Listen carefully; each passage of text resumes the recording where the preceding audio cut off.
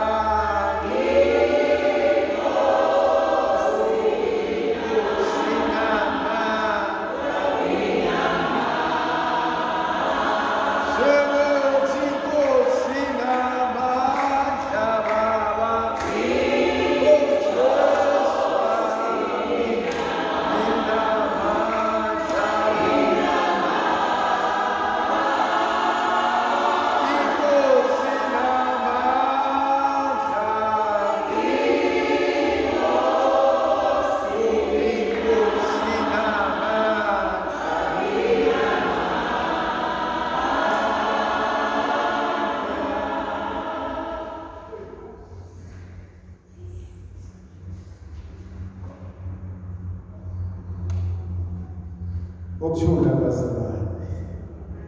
Ukuthula kwagcwele. Mayikuba cela ngeensuku zonke alinda uthandaze.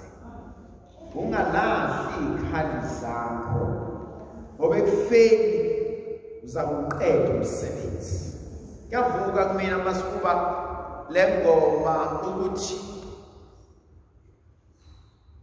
mhlawumbe sesingene esigabeni la sesiqeda khona umsebenzi. Mhlawumbe abanye sebethi ngazalwa la ekhaya kunje, ngafika kulomuzi kunje, athi omunye akukho engakwenzanga kodwa izinto ayishintshi. Kodwa mhlawumbe kuyavuka enhliziyweni yami ukuba mhlawumbe uNkulunkulu ubese uqeda umsebenzi ngawe. Mhlawumbe uNkulunkulu usefuna ukulungisa izikweletu zeminyaka manje ngawe nangempilo yakho. Kwesinye isikhathi sizalwa emndenini la izinto zistuck khona nabantu mhlambe abanganendaba, nabantu abadembeselayo, nabantu abanenkani. Kodwa mhlawumbe uNkulunkulu bethi bheka sengizwile ukukhala kwakho, bheka sengizibonile inyembezi zakho, inyembezi zeminyaka. Ngelinye ilanga uJehova uyazesula. Ukuxakeka kwemizi yethu khona la kufika uNkulunkulu athi khona sekwanele. Namhlanje masiphakamela kule nkonzo yokuphetha inovina nokukhulekela imndeni, sithi Nkosi siza kuwena noqobo lwethu, siza kuwena nomjalo bethu, sizonxusa ukuba wena okwazi ukwenza konke bewungephetheni nasey'mpilweni zethu. Lithi namhlanje ivangeli likaMarkos esahluko sesine ivesi yokuqala ka-35 kuthe sekuhlwile,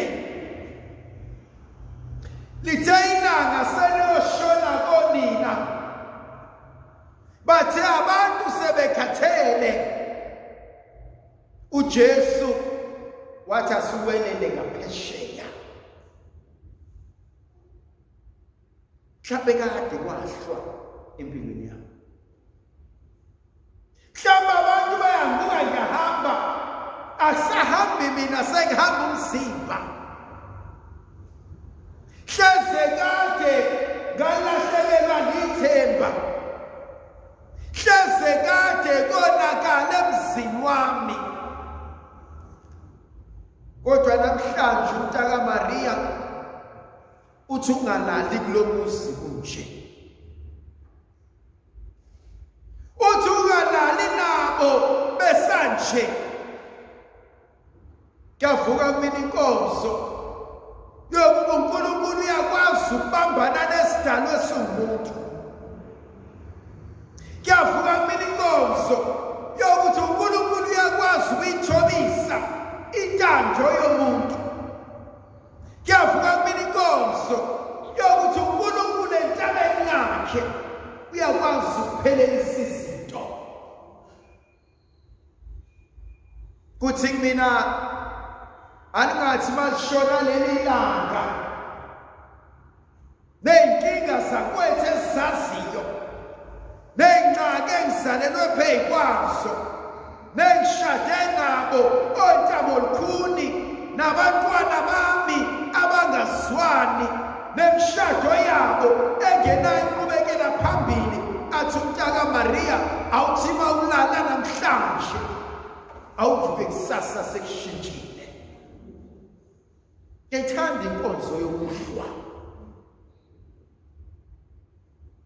ngoba lithi ilanga seliyalonina kuthi umnyama sevela athi uJesu tonight is the night. Yokuba angifuni uhlale, angifuni ulale, angifuni ukhale, angifuni uqhubeke usebumnyameni. Uthi uJesu asukwelele ngane. The ministry of crossing over. The mystery of Passover. The miracle of a transition. Baningi abantu abafunayo ukubuko bambalwa who are willing to go through the pain of transformation.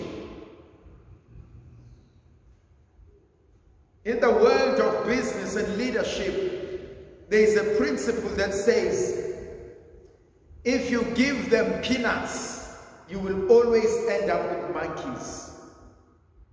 You can't do the same thing and expect different results.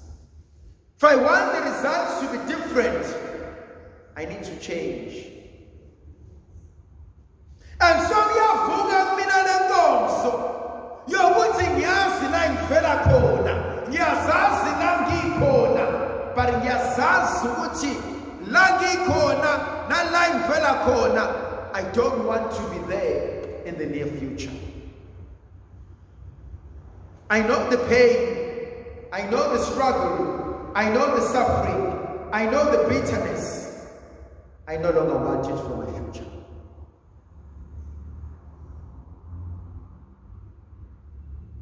I know what I'm missing. I know what we need. So ngiyayithanda inkonzo of being transformed. There's another principle uJesu asinikeza yona. Lithi izwi likaNkulunkulu, as they were crossing over, he withdrew from the crowd. Khona inkonzo yokuyisusa esixukwini. I've come to realize ukuthi kwesinye isikhathi siyimndeni sixatshaniswa ubulimi. Sikhuluma ngesidingo singasekho. Kakade ngesiZulu kuthiwa vele lenkosi iyahletshwa. But ngaba namkosi nqanda ulimi lami. Kuzofa bani mangayixoxanga indaba yami no brother? Emndenini khona nabantu who always want to be the first one who tell the story. Nizwe ngami. Kuzokonakala ukuthi bake basixoxa story usazi, and you know the true version, kodwa you choose to keep quiet. So the first thing which Jesus fundisa yona is to withdraw from the crowd. And for me now,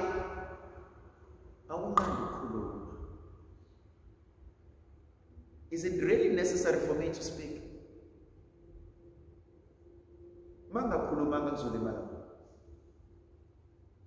Uyazi khona inkonzo esayifundiswa sisabancane. Ngithi niyazi umsebenzi awupheli ekhaya. Umsebenzi awupheli ekhaya. Uyaklina, uwashe, musuqedile kungasekho kunye uhlisa amakhethini, mayiseklini, uklina igceke, mase liklini, khona umsebenzi okodwa ofanele uwenze bakuthi ekwenziwe konke. Imuphi lo msebenzi? Gibele embhedeni ulala. Awusebenza lo msebenzi, niyawazi? gibele embhedeni akekho uzothi ingane ifike yathi.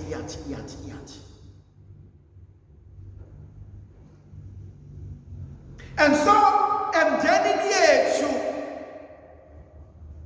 iningi ley'nkinga esibhekene nazo, usibanibani uthenga usibanibani, usibanibani wathi ngosibanibani, usibanibani wathi evakashela usibanibani. So the first thing, angeke ngifunda ukuthula. That's number one. That's the first thing to withdraw from it. But the second thing that I also find absolutely important, emndenini kunabantu who enjoy gossip, abakhulumi. But labantu, they've got a gift. Kodwa uyambona usibanibani lento ayigqokile seqedile. Hey, ugqoka ukuthi nokuthi enganaka sibanibani wagqoka ukuthi nokuthi. These people, they know which buttons to press. We call them instigators. Uzothi uyokhipha uradio gogo axoxe konke aze akhiphe nongenasidingo. Third group of people in the family, khona laba abafuna ukuhlonishwa, abafuna ukuthandwa. Malume usibanibani, anti usibanibani, ma usibanibani, ba usibanibani, just because bona banemali bafuna usiphatha sonke. My God, you don't make a mistake of making a decision without running by them. Because the moment you don't run it by them, you see above. Wait, Andwazami, let me put this simply. Khona abanye abantu abangafuni uphumelele empilweni, even emndenini. Bese kuba khona the second group, iyafuna uphumelele, but abafuni ube ngcono kunabo.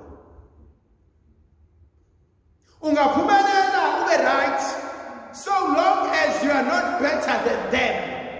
The moment you are better than them, you've waged a war when bungazi ukuthi sesizitha. And so Jesu uma esuke esiqumini kunezinto ayishiyayo endleleni. The last 2 points engifuna ukukhuluma ngawo. What else does he do? Uyangibangaza uJesu ngena emkhunjini uyalanda.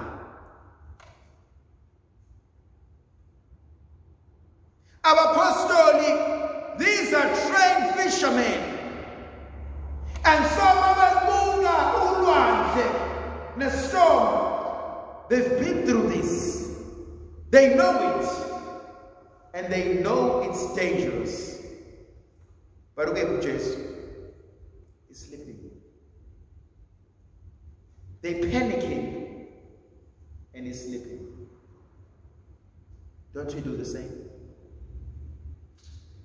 We panic. I've seen 9.9 out of 10 of my cases that come to me, or in my case, but we panic about the situations are. And my case has to be sick every day. But why do you worry about this? For them it looks so big. For them it looks so great. They're frustrated. They're depressed. And but I've taken care of this. My God, there's a verse that I love. It's Luke chapter 18. Peter, I've prayed. Whatever situation you are going through, Jesus has no time. As Penika, Sisaba, senza konke, utshela ingelosi yakho athi hamba umtshela loyana imtatazela. I've already sorted it out. I always tell about the story mina. ugogo wami wayeboshiwe. Eteboshiwe ugogo eshiya abantwana bakhe ekhaya kwaMasha. And ugogo realized ukuthi ama-blackjack azongena bazowudla umuzi. And iy'ngane will be thrown out of umuzi. Umyeni wakhe wayeseshonile. Lilodwa vo izwi ugogo alisho. Wathi webhekisisa. Wathi ngiboshiwe abantwana bashiye bodwa ekhaya. Washo lo mkhuleko esetilongweni. Wafika ubhekisisa ntambama ngalobo busuku wathi wemandla. Wathi kade ngawulungisa lo yamuzi. Waphuma ugogo ejele. Till today akaze eqhekeza ukhaya.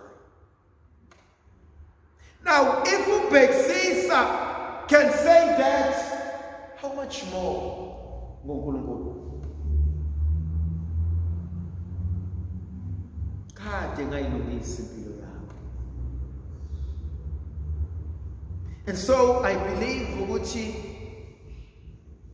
asize uNkulunkulu asizile ukuzocela.